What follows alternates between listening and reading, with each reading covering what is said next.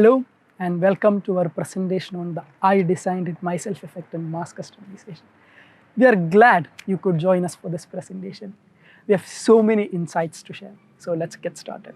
Last week, I thought about the upcoming paper presentation while going back home from one of my usual grocery runs, and I came across Domino's. Domino's has been serving highly customizable pizzas that meet individual customer needs with mass production efficiency. Domino's puts in the effort to provide these customized offerings to meet the heterogeneous demands of their customers. What is so special about these customized products? Curious to learn more, I dialed up a colleague whom I know hand makes crochet mask holders. Hi Shiksha. Hi. Could you tell me why you are selling these crochet mask holders for €5 a piece when you could buy 5 of them on Amazon for the same price? Well, they are good quality and handmade products, first of all. And secondly, there's a lot of time and effort invested in each of the product. It almost takes, like, for me, I am not the fastest, but it takes around 15 minutes for one crochet ear mask to be made. And secondly, I do feel a certain connection with them because of the time and effort invested. That sometimes I feel like €5 is actually less than what I should be getting for this. Now, why do you think Shiksha's this sentimental about her work? Do you have a similar feeling of pride and accomplishment when doing a DIY job yourself? Do you assign a greater sentimental value to certain things that your parents or friends just feel absurd about? Now, why is it so? Perhaps this phenomenon can be explained by a factor called the I designed it myself effect. Whether this effect influences the customer's willingness to pay is what this research paper aims to understand with a series of studies and its 4 main hypotheses.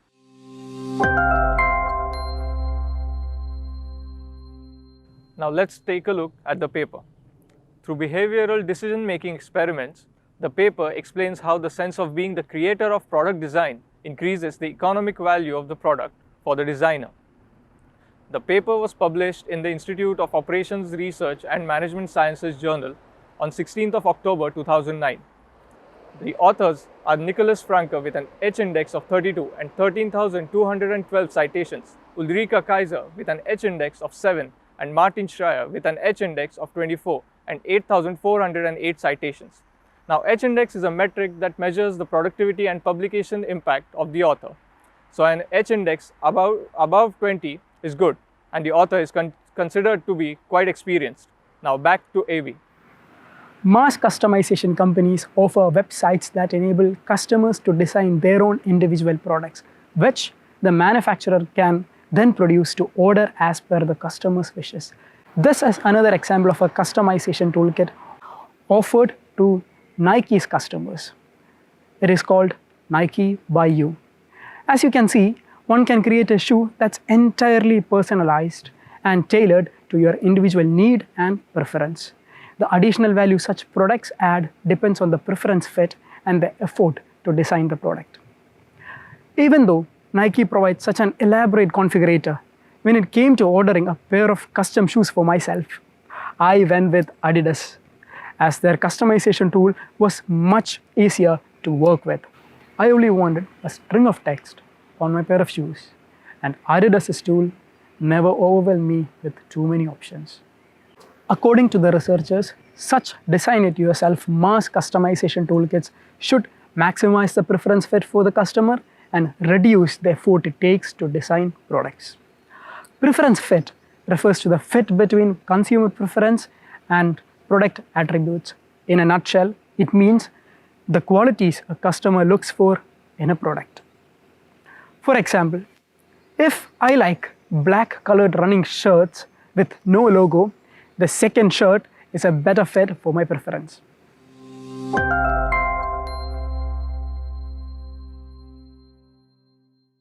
The paper aims to provide experimental evidence that the impact of the feelings evoked by being the creator of the product design creates a higher willingness to pay from the customer's side regardless of the preference fit and the amount of contribution in designing the product. Researchers argue that the value a person assigns to an object also depends on whether the person owns the object or not. In the case of a painter, the person will feel a higher sense of ownership while successfully creating a painting. The same painter simply buying a painting leads only to a lower degree of psychological ownership.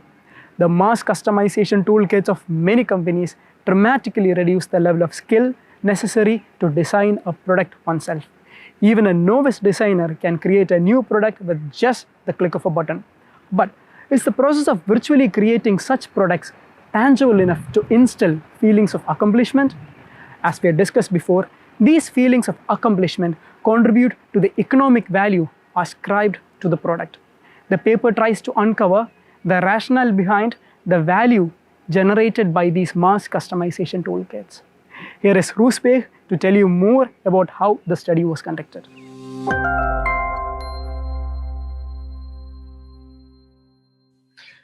To investigate the I designed it myself effect, the authors proposed 4 hypotheses.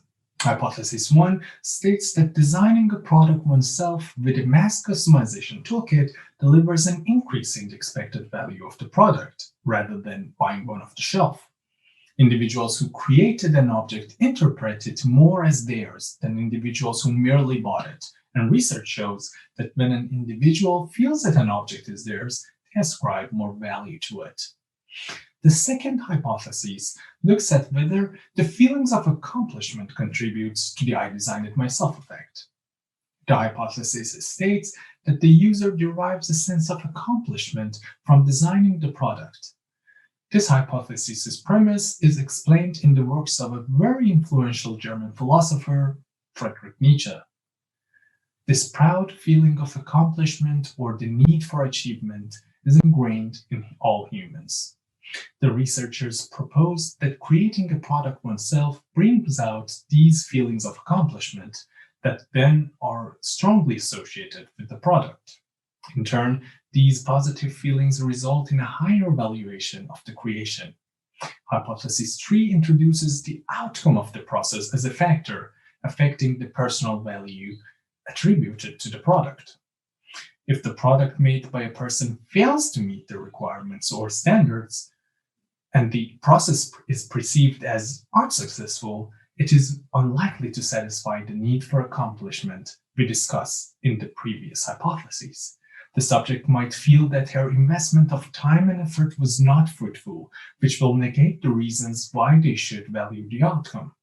We might have seen this scene in movies where the painter lacerates his work because they are not happy with the final painting. In such a case, the painting is more a symbol of incompetence than competence. And the last hypothesis, which is the fourth one, examines the effects of degree of freedom a creator has while creating the product. The personal value assigned to the product is determined by the amount of customization availed. The more the creator can exercise control over the project, the more it will be experienced as an extension of oneself. The reason is that the creator might then attribute the product more to their accomplishment, thus satisfying the need for achieving success. Researchers argue that the main effect will become stronger in those mass customization toolkits that allow users to make more significant subjective contribution, that is, make changes however they see fit to the self-designed product. To test these hypotheses, the authors organized 5 studies, 1 of them qualitative and 4 of which quantitative. The number of participants in these studies varied between 37 and 129, all of whom studied at business school and had an average age of 23. The items used in these studies were cell phone covers, scarves, t-shirts, skis, and watches. Different mass customization toolkits were used in the studies, but they modified only the visual design.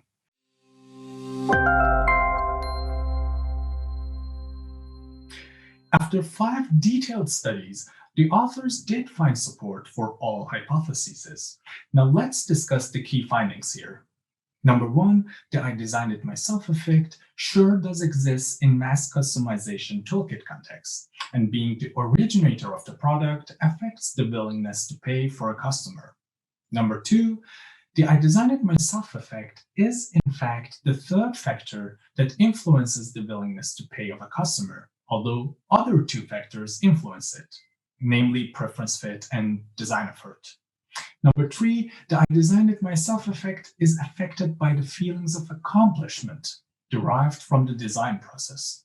And finally, number 4, the I designed it myself effect is moderated by the level of contribution allowed by the MC toolkit.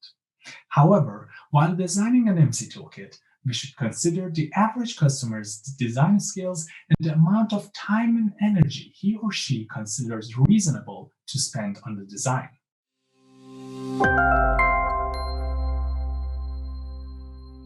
Now here's how it ties in with the theory in our strategic technology management class. In marketing, the paper contributes to the research in pricing strategy and measuring customers' perspective about products. The paper analyzes customers' willingness to pay for a particular product and helps to understand the value proposition from the consumer's perspective. The paper also shows how mass customization helps deliver the same quality of product at a relatively higher price and in a moderate amount of time by equipping the company for various combinations of the product.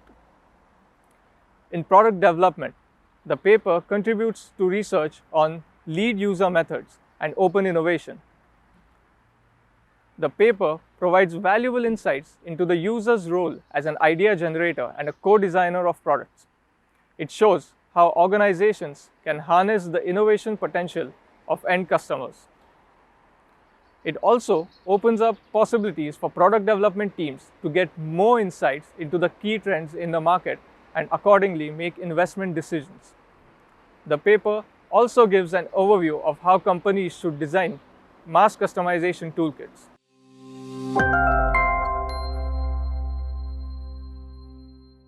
The authors have done a commendable job supporting their hypotheses, which are primarily subjective with in-depth and detail-oriented research methodology and tools. Even though their studies had their limitations, performing an experimental test of this effect in the field of products self-designed with mass customization toolkits can be seen as a bold step because of the degree of self-investment in this case is relatively small compared to the very high involvement activities like building IKEA furniture or an entrepreneur establishing an organization. The research question addressed is highly relevant for companies working with mass customization toolkits. The paper functions as an insightful guide for managerial and operations management decisions. All of the hypotheses had significant interactions between them, and the authors did a great job in handling these interrelations.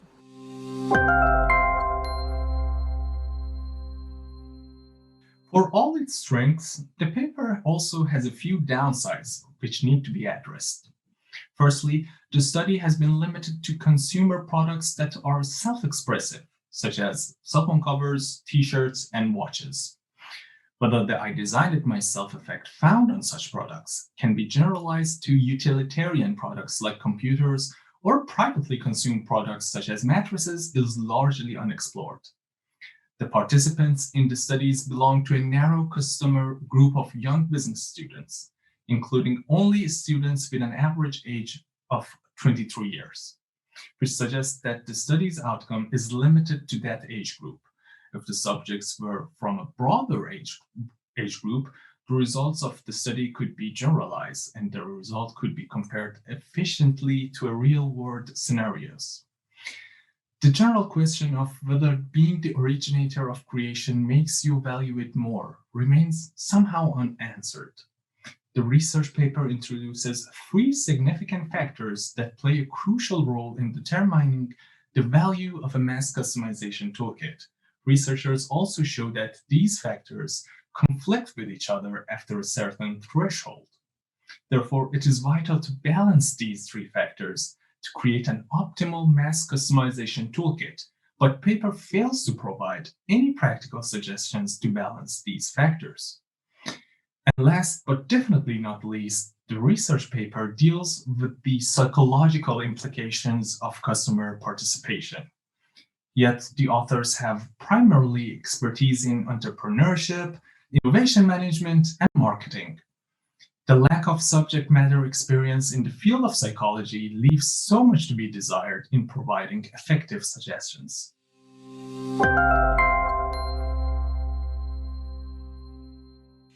For possible future improvements, the effects explored in this study could vary between customer groups and societies. And therefore, future research could expand to consider more age groups and users with different backgrounds to understand the generality of the I designed it myself effect. The hypotheses tested in this study were on relatively low involvement products, such as cell phone covers or t-shirts. Future research could test the correlation of I designed it myself effect on high involvement products, like, for example, a car, and compare the willingness to pay between low value and high value products. High involvement products require a more profound decision-making process. It would be interesting to understand the role that the I designed it myself effect plays there. The researchers also could have been extended this study to explore the negative emotions. For example, an empirical study on what happens when the user is not satisfied by the product they created with an MC toolkit. What implications would this have on the user using that MC platform again? Or what would happen when a user is overwhelmed with the self-design process? How many users would abandon the process or look for an alternative?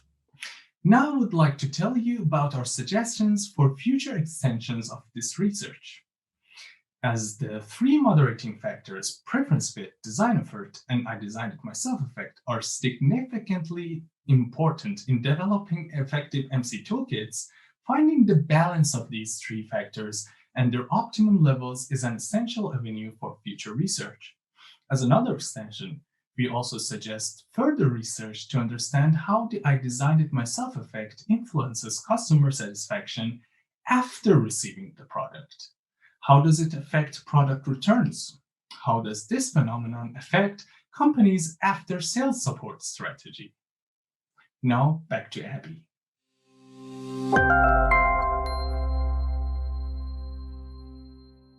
Many organizations are shifting product design tasks to the customer by adopting mass customization technologies that allow customers to design product themselves. Therefore, it is imperative to understand the aspects that derive value to customers using mass customization toolkits. Two significant factors discussed here essential for mass customization toolkits are the preference fit and the design effort. The preference fit should be as high as possible and the design effort, including its cost, should be as low as possible. These two objectives can conflict with each other if not done right. To maximize the preference fit, it is necessary to involve the customers actively to retrieve information from them. However, this requires costly time and effort from the customer side.